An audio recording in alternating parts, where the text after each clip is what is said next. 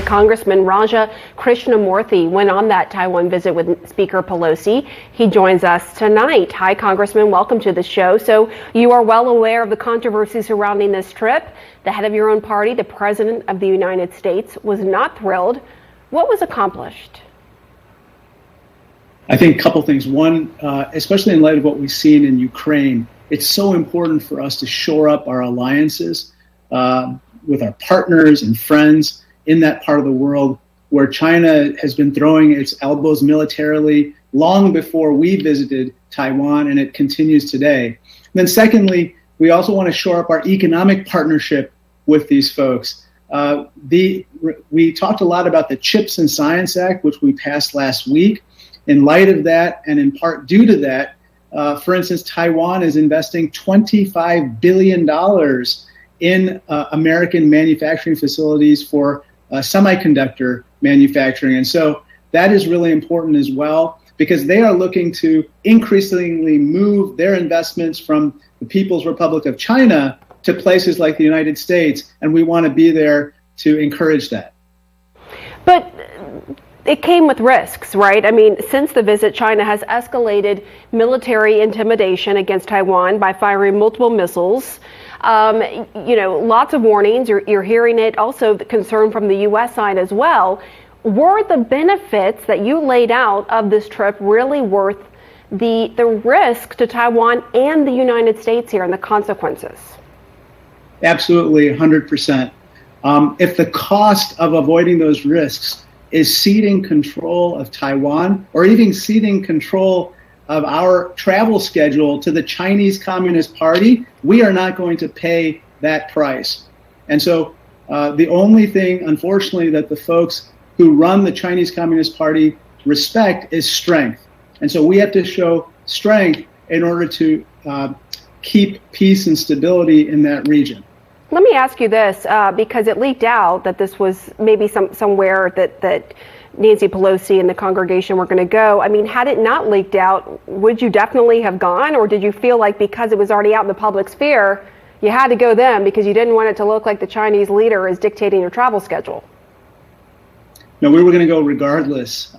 Remember, this was planned before, but unfortunately, Speaker Pelosi, myself, and others came down with COVID, and so we were unable to go before.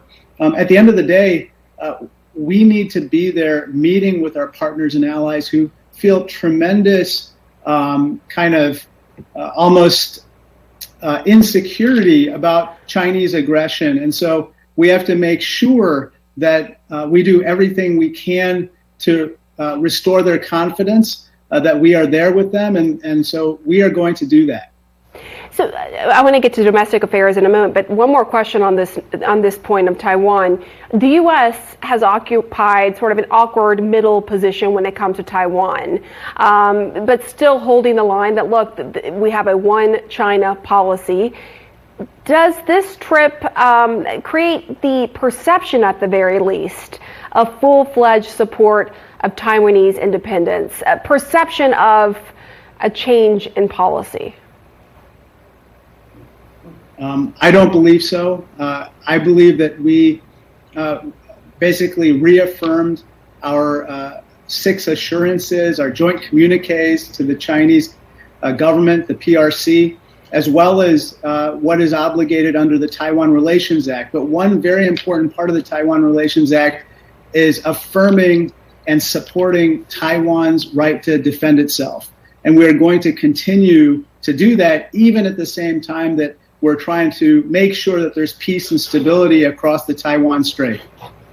All right, I want to turn back home here. You tweeted this week, quote, "This is how prevalent the big lie is in Republican politics. Arizona will have a full slate of election deniers on the ballot in November." But at the same time, Democrats are throwing their weight behind some pretty extreme candidates in GOP primaries. Is this strategy too risky? I think that, unfortunately, these are the folks that the Republican Party in a lot of these states are electing. I think But Democrats are helping to raise awareness of them and putting money in their coffers in some of these places. in some of these The places. DCC spent $300,000 in Michigan, I believe, for Gibbs, the opponent of Peter Meyer, and Gibbs won. Go ahead. Yeah, I think that Mr. Gibbs was going to prevail regardless of what the DCCC did. But at the end of the day, I think the voters of the Republican Party have to decide who their nominees are, and any efforts to clarify what some of these folks' positions are, makes it more transparent about what their choices are. All that being said, I think that even other people who are not necessarily election deniers are maintaining very extreme views, whether it's regarding to reproductive health care. You saw what happened in Indiana with a near total abortion ban, or their views, extremist views with regard to basically denying that there's any need for common sense gun regulation. And so I think those are really going to be front and center on the election ballot in November. Okay, thank you so much. And I'm distracted by what I think is a toddler or your child behind you. Very cute. That's the reality of doing live hits from home. Congressman Raja Krishnamoorthi, thank you very much. Well, deadly violence this evening in North